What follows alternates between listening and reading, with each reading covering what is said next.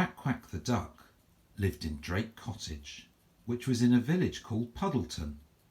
Puddleton was set in a pretty valley in Pevonshire and had a windy road which led in and out of the village.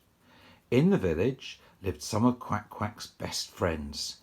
There were Monty and Matilda Moose, who owned the village shop and tea rooms, and they also ran the village garage, and Quack Quack's best friend, Herbie Bear, who lived next door to her.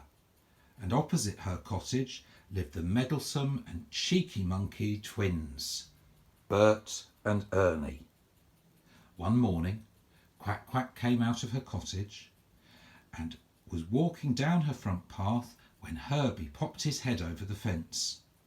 "Good morning, Quack Quack, and what a lovely sunny day it is," he said. "You're right," she replied. "I'm just off to walk down to Matilda's shop to get my newspaper and some food for my lunch." Quack Quack opened her gate, and as she did, she noticed the naughty, cheeky monkeys, Bert and Ernie, peering out of their bedroom windows. Thought Quack Quack, I wonder what naughtiness they're up to today. But she put it out of her mind and made her way to the village shop. Arriving at Matilda's shop, Quack Quack pushed open the door, and the bell tinkled above it invitingly. Matilda was standing behind the counter. "Good morning, Matilda, and how are you today?" asked Quack Quack. "Yes, not too bad, can't grumble," she replied. "Now what can I get for you today?" "Well, I've come to get some groceries," said Quack Quack. "I need my newspaper as well." From behind the counter, Matilda brought out a copy of the Puddleton News and placed it in a bag on the counter. "And what else can I get you?" asked Matilda. "Well, I need a tin of carrots, please," said Quack Quack. "Right you are," replied Matilda, and with that she reached up to the top shelf behind her, flicked her head towards the carrots, picked them off with her antlers, and placed them in the bag on the counter. "Now what else is it you wanted, my dear?" asked Matilda.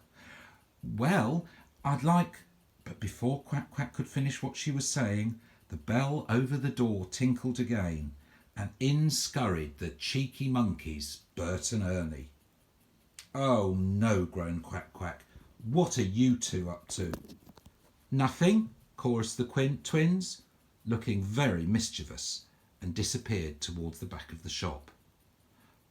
Said Quack Quack, looking at Matilda.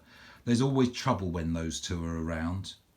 She finished her shopping and got some tinned fish, a bag of potatoes, and some orange juice, which Matilda, using her antlers, skillfully picked off the shelves and placed them all in Quack Quack's bag.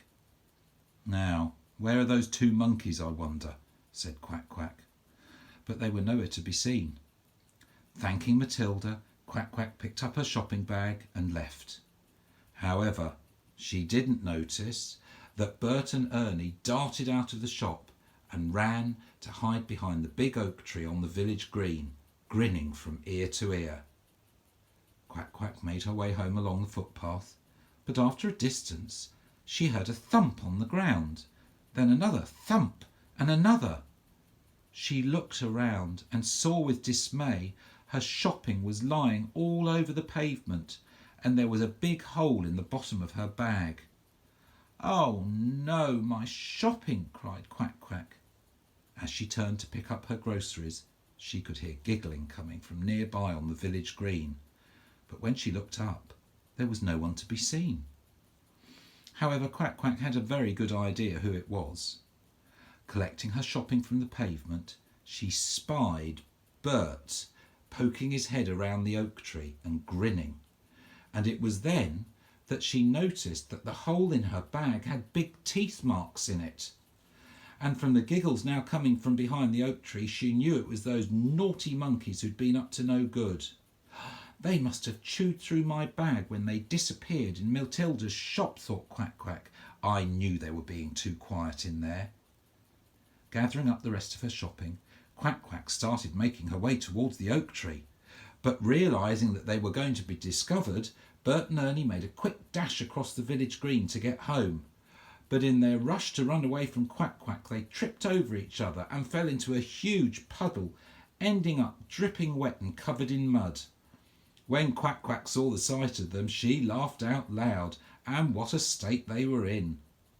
Later that day, Quack Quack was sitting in Herbie Bear's cosy front room, in front of a lovely warm fire, and told him the whole story whilst they had a cup of tea and a big sticky bun. "Well," said Herbie, chuckling with laughter, "that'll teach them for being so naughty."